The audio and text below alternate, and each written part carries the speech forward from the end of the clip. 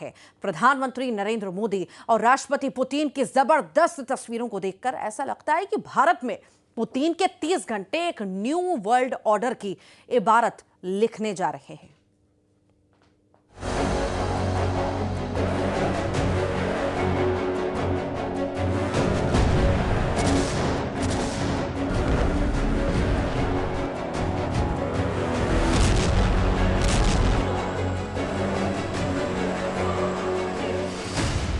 भारत में पुतिन का power show, 32 देशों पर 30 घंटे का खौफ।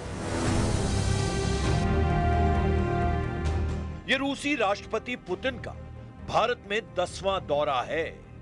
इस बार पुतिन 4 साल बाद भारत आए हैं। इससे पहले पुतिन ने 6 दिसंबर 2021 को भारत की यात्रा की थी। तब वे सिर्फ 4 घंटे के लिए भारत आए थे। लेकिन इस बार पुतिन का भारत दौरा लगभग 4 साल से चल रही रूस यूक्रेन जंग के उस दौर में हो रहा है, जब रूस पर हमला करने के लिए 32 देशों के नेटो चीफ मार्क रूटे खुलेआम ऐलान कर रहे हैं। हैरान करने वाली बात तो यह है कि 1380 दिन से चल रहे युद्ध में पुतिन जंग के ऐसे बाजीगर साबित हो चुके हैं जो ना तो ट्रंप के दांव पेच में फंसे और ना ही नेटो और यूरोप के हथियार पुतिन की रूसी सेना को रोक पाए। सवाल उठता है कि जब पुतिन लगभग 30 घंटे के भारत दौरे पर हैं, तो उससे नाटो यूरोपीय देश इतनी बुरी तरह से बौखलाए हुए क्यों हैं? और क्यों भारत में पुतिन के 30 घंटे का पावर शो रूस यूक्रेन युद्ध पर बहुत भारी साबित हो रहा है? इसका सीधा सा जवाब है, पुतिन का भारत दौरा शुरू होने से 30 घंटे पहले ही रूस ने पूर्वी यूक्रेन के रणनीतिक रूप से महत्वपूर्ण शहर पोक्रोव्स्क पर कब्जा कर लिया। लगभग 30 घंटे पहले ही ट्रंप के विशेष दूत स्टीव विटकॉफ और अमेरिकी राष्ट्रपति ट्रंप के दामाद जेरेड कुशनर के साथ पुतिन की हुई 5 घंटे की मीटिंग ने यूक्रेनी सेना के ताबूत में आखिरी कील लगा दी है, या कहें ट्रंप ने ज़ेलेंस्की को जंग हरवा दी है। और इसीलिए बौखलाए नेटो चीफ मार्क रूटे ने पुतिन पर पलटवार करते हुए धमकी दी है कि हम यूक्रेन को छोड़कर कहीं नहीं जा रहे हैं, हम हर चुनौती के लिए तैयार हैं। तो शुरुआत करते हैं रूस और नेटो के बीच शुरू हो रही उस सीधी जंग के समीकरणों से, जिसकी झलक भारत यात्रा से पहले ही पुतिन दिखा चुके हैं।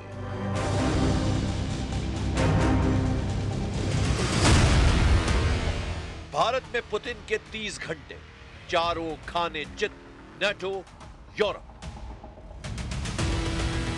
भारत में प्रधानमंत्री नरेंद्र मोदी के साथ राष्ट्रपति व्लादिमीर पुतिन की बॉडी लैंग्वेज साफ दिख रही है। लगभग 4 साल से रूस यूक्रेन जंग का विजेता नई ऊंचाइयां छूने और रिश्ते निभाने को बेताब है। पुतिन का कॉन्फिडेंस जंग के 1500 से ज्यादा मोर्चों पर विजेता साबित हुआ है।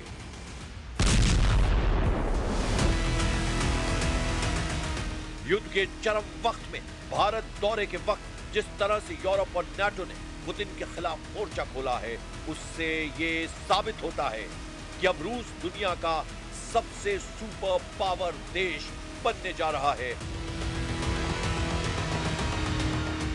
और उसका पहला ट्रेलर दुनिया के सबसे बड़े लोकतांत्रिक देश भारत में रिलीज होने जा रहा है।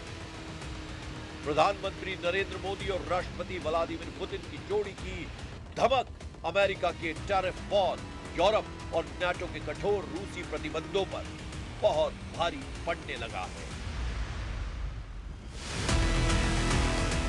हम आपको 3 तस्वीरों के जरिए भारत से रूस तक और रूस से यूक्रेन तक और यूक्रेन से अमेरिका और नाटो देशों तक उन कूटनीतिक, रणनीतिक, राजनीतिक मोर्चों के समीकरणों को दिखा रहे हैं जो आने वाले दिनों में न्यू वर्ल्ड ऑर्डर में मील का पत्थर साबित होने जा रहा है। राष्ट्रपति व्लादिमीर पुतिन लगभग 30 घंटे के दौरे पर भारत आ चुके हैं। सूत्रों के मुताबिक दावा किया जा रहा है कि भारत और रूस के बीच S-400, S-500, सुखोई 57 जेट समेत कई बड़े रक्षा और परमाणु ऊर्जा से जुड़े समझौते हो सकते हैं। भारत में पुतिन के 30 घंटे के दौरे से सबसे ज्यादा नाटो और यूरोपीय देश बौखलाए हुए हैं।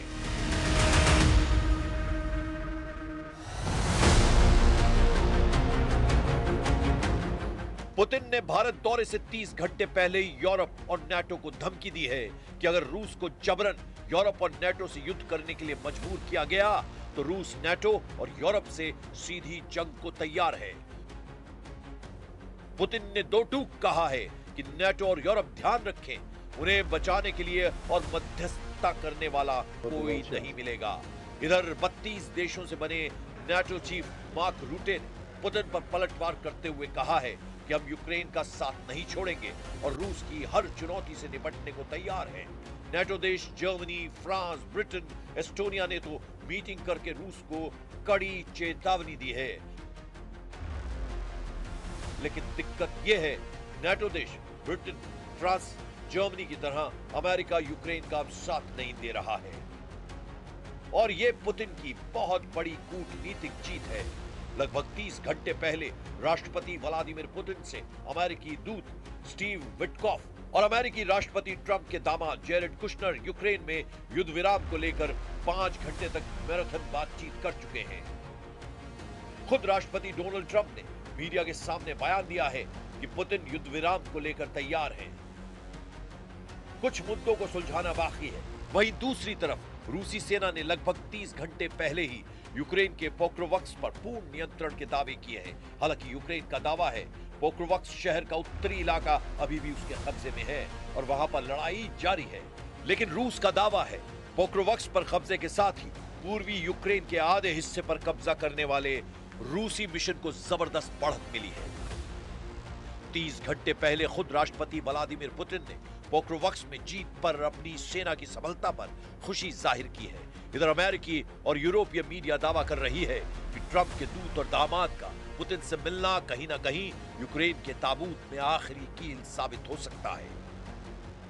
कुल मिलाकर भारी प्रतिबंधों और भीषण हमलों का सामना कर रहा रूस भारत की जमीन से दुनिया को यही संदेश देने की कोशिश में है कि रूस युद्ध नहीं, शांति चाहता है और शांति को चुनौती देने वाले हर देश से रूस संघर्ष करने को तैयार है।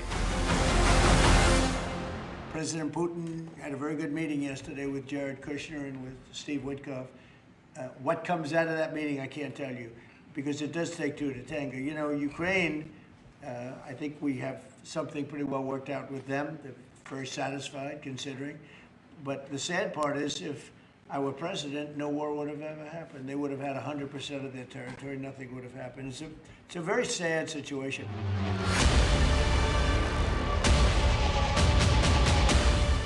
पोक्रोवस्क को जीतने का रूस का दावा अगर सही है तो उसे अब डोनेट्स्क के 2 और शहरों क्रामाटोर्स्क और स्लोवियांस्क को घेरने में मदद मिलेगी। इन शहरों पर कब्जे के बाद रूसी सेना डोनेट्स्क प्रांत की ज्यादातर भूमि पर कब्जा कर लेगी। पड़ोसी लुहांस्क प्रांत के ज्यादातर इलाकों पर रूस का पहले ही कब्जा हो चुका है। रूसी रक्षा मंत्रालय के मुताबिक रूसी सेना ने यूक्रेन के दक्षिण पूर्वी ज़पोरोजिया क्षेत्र के चेवोर्न गांव पर नियंत्रण कर लिया है। वहीं यूक्रेन की GUR सैन्य खुफिया एजेंसी के एक सूत्र ने रॉयटर्स समाचार एजेंसी को यह पुष्टि भी की है कि उसने रूस के मध्य ताम्बोव क्षेत्र में स्थित द्रुजबा तेल पाइपलाइन पर भी हमला किया है, जो हंगरी और स्लोवाकिया को रूसी तेल की आपूर्ति करती है। इधर नाटो प्रमुख मार्क रूटे ने एक बार फिर से व्लादिमीर पुतिन को चेतावनी दी है और कहा है कि रूसी राष्ट्रपति और अमेरिकी विशेष दूत स्टीव विटकॉफ के बीच बातचीत किसी समझौते पर पहुंचने में दिक्कत रहने के बाद हम कहीं नहीं जा रहे हैं। रूटे ने ब्रसेल्स में नाटो की एक बैठक में रूस के तेजी से बढ़ते हमलों के खिलाफ चेतावनी दी है। मार्क रूटे ने सहयोगियों से अपने सकल घरेलू उत्पाद का कम से कम 5% रक्षा खर्च में लगाने का आग्रह किया है। रूटे ने कहा है, पुतिन को लगता है कि वो हमसे ज्यादा समय तक टिक सकते हैं। हैरान करने वाली बात तो यह है कि राष्ट्रपति पुतिन पर नाटो चीफ मार्क रूटे की धमकियों का रत्ती भर असर नहीं पड़ा है। 4 साल बाद पुतिन का भारत में यह 10वां दौरा है, जहां प्रधानमंत्री नरेंद्र मोदी के साथ मिलकर पुतिन दोस्ती, वफादारी और राष्ट्र प्रेम की एक नई इबारत लिखने जा रहे हैं।